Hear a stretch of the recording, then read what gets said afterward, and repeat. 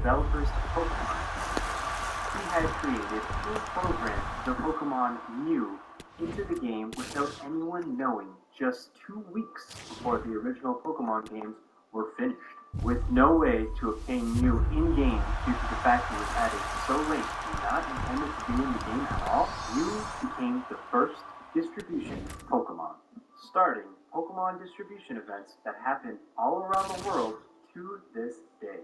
Today's events are nothing like the exclusivity event Pokemon had in the day. If you had one of these event Pokemon, it was serious bragging rights. You couldn't just turn on Wi-Fi or go to GameStop or EB Games or pay to get a Mew with the Pokeball Plus. Neither of these existed back in the 90s, baby! Woo! Let me take you back to show you the first Pokemon distribution events. But first, let me tell you some interesting facts about Mew. Mew was the first Pokemon trademark ever to be filed. Though the spelling varied a little bit in Japanese, Mew was filed for trademark in May 9, 1990. That's 28 years ago, and was registered March 31st, 1994, 3 years before even Pocket Monsters was registered in December 26th of 1997. The first ever Mew distribution event happened 2 full years before anywhere else outside of Japan would even know what Pokemon was. Sorry, Pocket Monsters were. Mew was initially revealed in a Japanese magazine called Kora Kora, which still reveals Pokemon leaks and news to this day. In 1996 of May, which was released in April, if you know how magazines do that future thing and all, in the May issue, they revealed lucky Pokemon fans would mail in a slip for a chance to be chosen to receive a Mew on their Pokemon Red or Green cartridge. Yes, that's right, kids. You had to fill out a paper slip in the magazine and get stamped from the store and go and deposit it into a mailbox by hand, just to have a chance to get a Mew. 78,000 Japanese fans applied, and only 20 people were chosen to get a Mew. That's right, for 5 whole months, only 20 people in the world had a Mew. Talk about holy grail. Imagine having those 20 games on eBay nowadays. What would those listings even look like? Winners would mail their cartridge to the address, and Mew would be put onto their game and mailed back. No one would see how Mew was traded to their game until Space World 97 held in Makahara, Mesi, in Chiba, Japan, where players connected their cartridge to a Mew machine. That's right, a Mew machine. Very little information is known on Mew machines, with no sightings of these machines to this day, 21 years later. Other than being used at distribution events held by Nintendo and Game Freak, no one has seen these machines to this day. Mew machines seem to be a TV monitor connected to a modded Super Nintendo with a Game Boy player attachment, where the player would put their game in the machine and a video would play of Mew going into the player's Game Boy game. Like the animation shown when trading over link cable, without another Pokemon being traded back. It is believed you have to have an open slot on your party for the machine to transfer a Mew. This isn't uncommon in distribution events, as the Jirachi bonus disc in Pokemon Coliseum also requires an open party slot and displays a video of Jirachi entering the user's game. Space World 1997. Again, Pokemon fans had the chance to send an application to get a Mew. This time, 100,000 people would receive a Mew, and they would even extend the date past the exhibition itself, November 24th of 1997. This would mark the first event where Mew machines were used. The infamous Mew machine would make an appearance yet again at Space World 99, with only 50,000 Mews being distributed this time around. Kora Kora were not done with their extremely exclusive Pokemon events, but this time they would distribute Flying Pikachu and Surfing Pikachu. in November of 1997, where again, only 20 of each of these Pikachus were sent out. Fast forward to the first English event, and the first time Mew was distributed outside Japan. Tour Mew distribution, September 18th to October 9th, 1999. Another rare sighting of the use of Mew machines, and for the first time used outside of Japan. Players went to various stops in Australia between the two tours, the Pokemon Red Tour and the Pokemon Blue Tour, to coordinate with the game's release. Australian players were also given the chance to obtain the Mew by mailing in their carts to Nintendo of Australia, saying Mew 151 Pokemon download, PO Box 804, Scoresby 3179. Finally, North America got their first distribution event, and it was through Nintendo Power. Oh wait, what? A Pikachu? 1,000 Pikachus, no sir. But if you won and you didn't send in your game card, you also had the chance to get this sweet shirt. But hey, at least this shirt's battery couldn't run dry and be wiped clean. Unless your mom bleached it, of course. Pokemon League Nintendo Training Tour 1999 Mew. That's right, Mew, baby. The first Mew in the United States given out from October 9th to November 7th, 1999. In these days, in America. But if you couldn't get these dates back in the day, that is, Nintendo Power held a promotion giving out 1,000 Mews to Canada as well for the first time. Yeah, Canada, baby! And again, you got a sweet shirt if you entered without a game. These Mews didn't have standard set IVs like the Mew distribution prior, so I'm not 100% sure, don't quote me on this, but I think there would be a chance that you could get this Pokemon shiny and be transferred to Gen 1. Now it's time for the most famous Mew event as a kid. I remember hearing tales of this Mew event on the school that some kids actually got a Mew. And no, not from behind the truck, from Toys R Us. The first 1,500 customers to each store across the United States and Canada received a special peel and reel card. Only 200 of these 1,500 cards would obtain cotton text underneath, which allowed fans to receive a Mew. But wait, not from a Mew machine, traded from a Toys R Us employee. In their hands they held a silver Game Boy Color with a Pokemon Blue safety taped to the console containing nothing but full PC boxes full of Mews. That's right, poor man's Mew machine. Little is known about these consoles exist today, as Toys R Us were instructed to send them back to Nintendo to be destroyed. Pokemon 2000 Stadium Tour Mew. The first time a Mew machine would be used in North America. At this event, the people who attended could connect their game to a Mew machine, like all the other events. Yeah, I know. But this one would have a nice twist for attendees. They would receive a certificate of authenticity for their Mew. Yeah, that's right, a piece of paper that authenticized their Mew. That's right, authenticized. The certificate of authenticity for their Mew came complete with the Pokemon ID written on the certificate of each Pokemon obtained legitimately.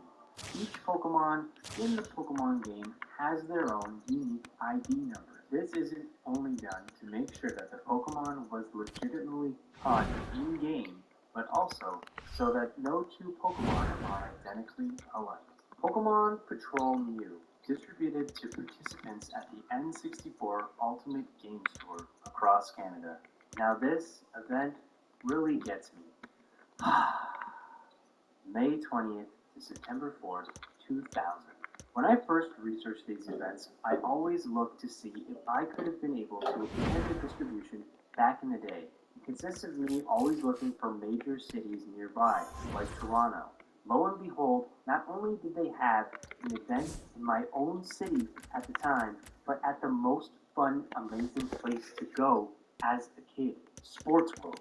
It was my jam to my toast, and also where I attended summer camp. And if that wasn't bad enough, On my 6th birthday, exactly 1 year after I got my first Pokemon game. My mom mustn't have loved me. She didn't even hate me. Or, she probably just didn't know like most parents would. There you have it. Pokemon distribution events were a lot more difficult to attend back in the early stages of the Pokemon games, but did spawn some of not only the rarest event Pokemon of all time, but some of the rarest obtainable Pokemon of all time. New machines would be repurposed into Celebi machines during Generation 2 before vanishing off the existence of the Earth. I didn't even scratch the surface on how many Generation 1 events took place, like when Mew stole Christmas in Germany, or the second wave of Cora Cora Mews given to 100 of 800,000 Africans they received from fans, or the Pokemon Stand Pokemon Rapidash and Zero included in some of the Generation 1 events spanning from 1997 to 2016, with China receiving the games in its first version of Pokemon Red, Blue, and Yellow in the last few years. If you are interested in learning some more about Pokemon events and distributions, check out Bulba Garden, who are a huge help in finding information for this video. If you like this video and you want more Pokemon content, please make sure to subscribe and to stay tuned for more Pokemon facts and everything Pokemon here.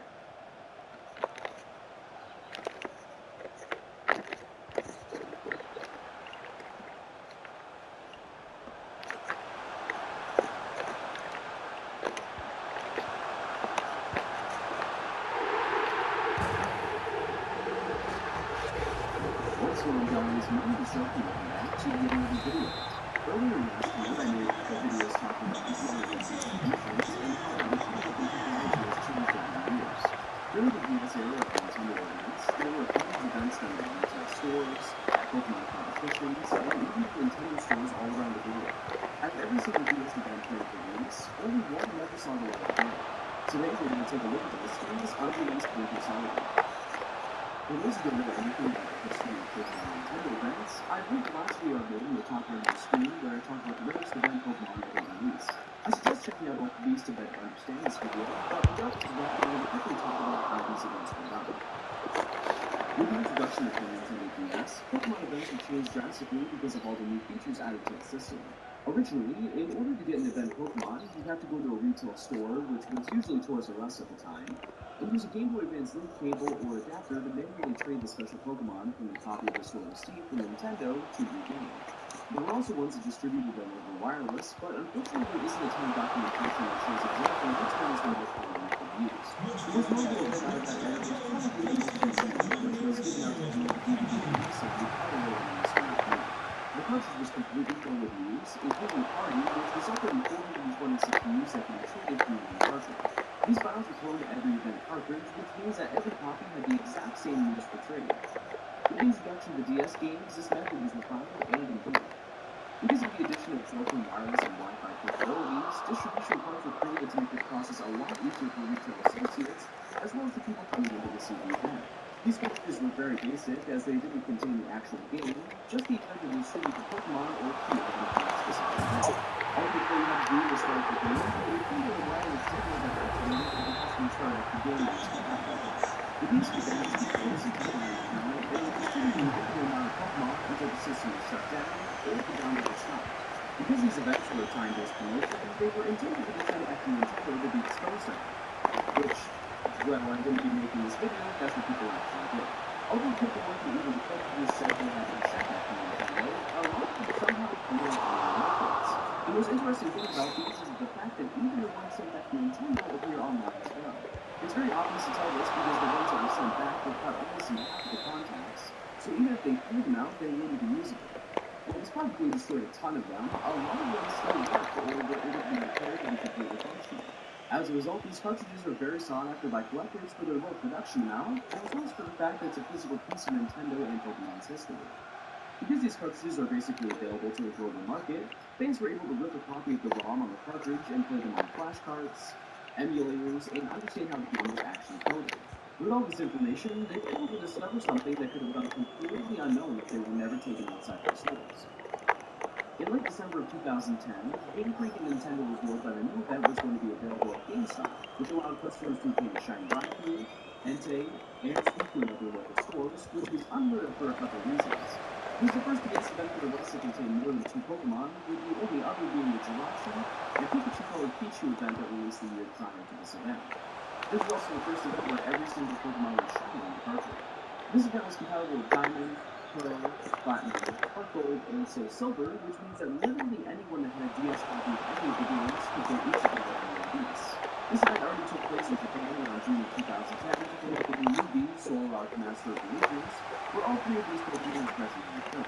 The interesting thing to note about this cartridge is although there were 3 different events for 3 different weeks, this event was put under one singular cartridge. This isn't technologically impressive by any means, but this was the first of its kind, so I assume that they did this to cut down on production costs. In some later events, cartridges had multiple Pokemon available, but they were all tied to one Wonder card, which means that you could get only one of all the Pokemon per save file. Once this cartridge got in the hands of the public, there was something very interesting they found when they checked out the ROM. Just like the other events, based on the DS's internal clock, the game distributed Raikou, Entei, and Suicune. But for some reason, there was one more Pokemon included. Celebi was also included on the card after the other events were supposed to end, but this wasn't referenced in any part of the promotion that Nintendo revealed. Surprisingly, this info was discovered during the event, but it first would have convinced GameStop employees to change the DS's product. Not only could they get all 3 legendary beasts at once, but they could also get the mysterious supplement. Nowadays, these cartridges are relatively easy to come by on sites like eBay, and compared to the only others, you can get it for a somewhat reasonable price of around $100. A lot of the ones like the Mythicals go for $300, and it's mostly because you can get a shiny Raikou or Gold or Silver, whereas Pokemon like you aren't attainable outside of an event when you're under the DS games. Technically, these are illegal to buy and sell because there's a big not for resale notice on the cartridge, so I most certainly didn't buy one of these. I got mine like everyone else.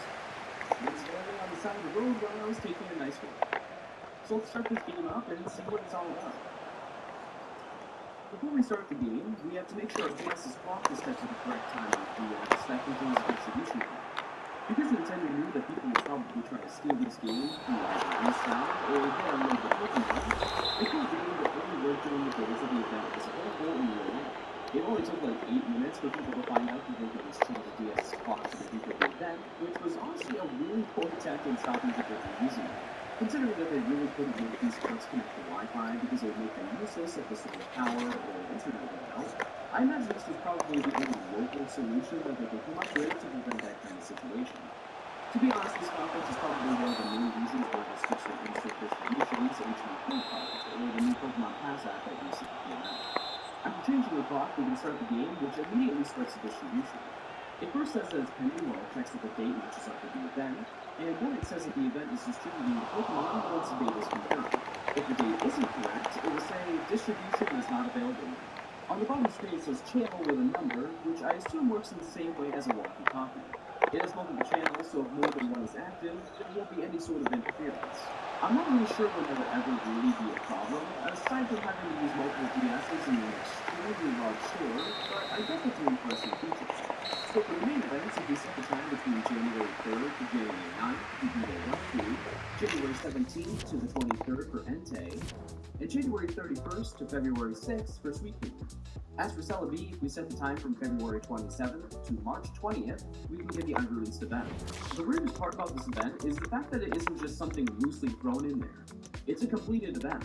It has a special original trainer, an exclusive held item, the event Cherish Ball, and even a completed Wonder card. Upon further inspection, it was discovered this was actually supposed to be the Celebi event that eventually released on the 21st of February until March 6th of that year. The only difference between the two is that the OT was changed from GameStop to Win 2011, which was shipped for Winter 2011, and the trainer ID changed from 02271 to 02211 for some reason. Aside from those changes, it works exactly the same as the actual event. If you have it in Heart Gold and Soul Silver and go to the Deluxe Forest, you can do the event where you go back in time to battle Giovanni. And in Black and White, you can use it to get the exclusive zone. I'm not sure if this is because it has a classic ribbon or because it was caught in Cherish Ball, but it's really interesting how well planned out this was. They could have started at any date, but just chose not to. So what went wrong? There's never been any confirmation as to what really happened behind the scenes, but I have quite a few theories as to why this was never released. The first thing to note is the date. February 21st, 2011 was the 15th anniversary of Pokemon Red and Green releasing in Japan, which seemed to be the original intention for the event. considering that they didn't have any promotions or celebration going on, they probably just chose to repurpose it for the release of the 13th movie. Selby plays a notable role in the movie, so it really seemed like a perfect story. Another thing to note is that once the Beast went out of event rotation, they immediately released as a Wi-Fi event for those who couldn't go to the stores. They had originally planned to go from in-store to Wi-Fi in the same fashion for Selby, but because the Pokemon Black and White multiple was going on at that point, I imagine they figured they could capitalize off that a lot more by enticing players to buy the upcoming games rather than selling them. Other small things like contracts and licensing agreements between GameStop and Nintendo might have conflicted with that. But to be honest, I don't think we'll actually ever find out why this never came out. Overall, I think this is a really neat piece of Pokemon history that very few people know about. Is it important? Not really, but it's definitely a neat thing to own, as well as to theorize why it never came to be. I'd really like to make a video going over as many of these distribution points as I can, and a lot of them are just as interesting as this one. So if you'd like to see that, let me know in the comment section below. It's a little bit out of the realm of the content I normally do, so I'd really love to hear your feedback for this video. Aside from that, that's all there is to say about the unreleased Winter Television. And that's going to be for today's video. I just want to thank my good friend Sonics for helping me get some of the footage for this video. I'd really appreciate it if you subscribe to him, as he mainly gets shiny hunts, but he's working on content similar to mine that will be coming out in the near future. If you like the video, leave a like and consider subscribing, as we'll be making more videos like these soon. If you want to get access to my videos one day before everyone else, consider becoming a member on the channel to also get sub badges, special emotes, and support my channel for video content. If you have any suggestions for videos that you'd like to see, leave a comment below. Other than that, thanks all for watching, and I'll catch you on the next one.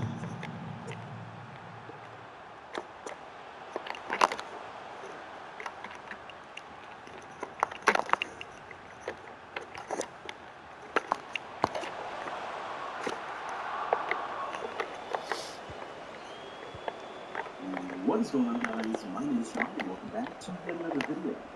8 months ago, I put out the very first episode of the Pokemon Catch 'em All series. Ever since then, the amount of comments I've received of people telling me to do Generation 4, or how hard or impossible it is to complete Generation 4, rapidly increased in every new video I uploaded. I even received them on videos that weren't even related to my Catch 'em All videos. I've said this before, but this is definitely the most requested or anticipated video I've ever had, and in this video, we're going to take it head on. Today we're going to find out how easily you can catch every Pokemon in Diamond, Pearl, and Platinum. Normally at the beginning of these videos, I quickly brush over the rules, but this generation is very different. Diamond, Pearl, and Platinum are extremely difficult games, and you've all made very great cases as to why that is. Rather than go over all of them right now, I think it would be a little more fitting to talk about them when the time comes in the video. I won't be adjusting the rules from before, but I actually know one thing that I'll be doing that I haven't done in any of the other techniques. The first rule, as always, is to be able to play a copy of Diamond, Pearl, and Platinum. This is mostly for entertainment purposes, but it also shows my personal opinion as to which games are the easiest to catch specific Pokemon in a scenario like this. The second rule is that we can obtain each Pokemon individually, and by the end, we should have a living dex of every single Pokemon. The third rule is that no glitches can be used. This is the same for every game, and it won't change now. The final and most important rule is that this has to be completed in 24 hours. Now, normally I split each game in 8-hour increments, but that was honestly never required here. All I had to do was have each game's time total for 24 hours or less.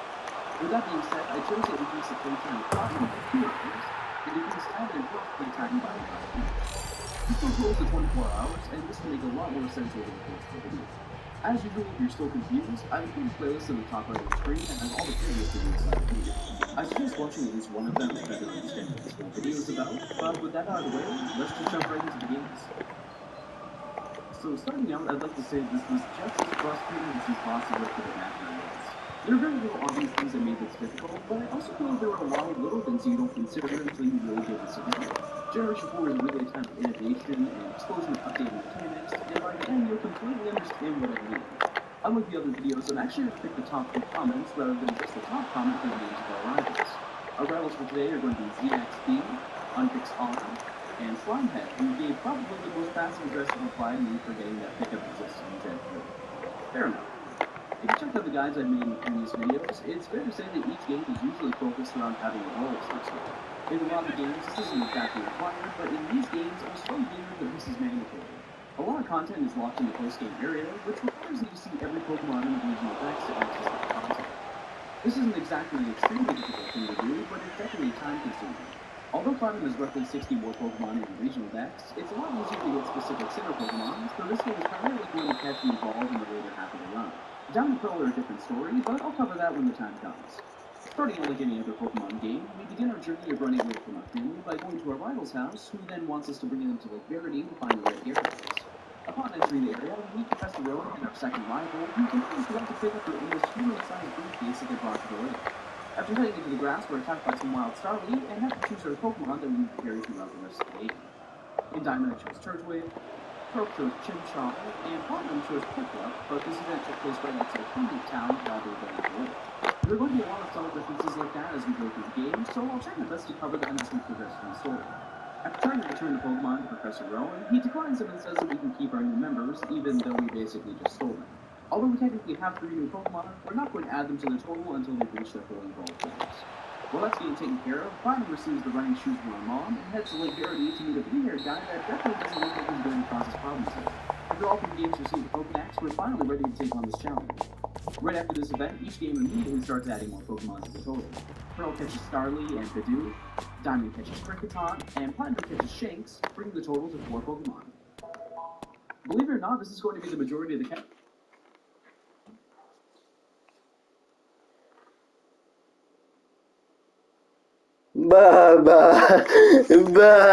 Il est bien loin. Bah, wesh, la lucarne, wesh, la lucarne.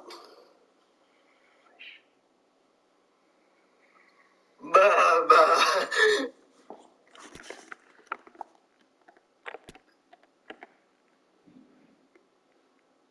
bah, bah, il est très loin. Oh là là, oh là là, il est loin le mec. Il est loin.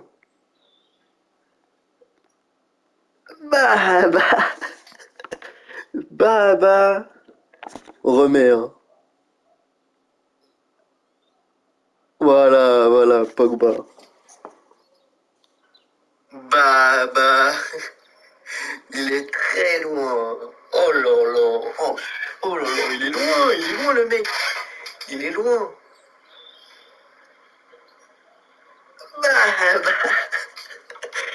Bah, bah, remets, hein.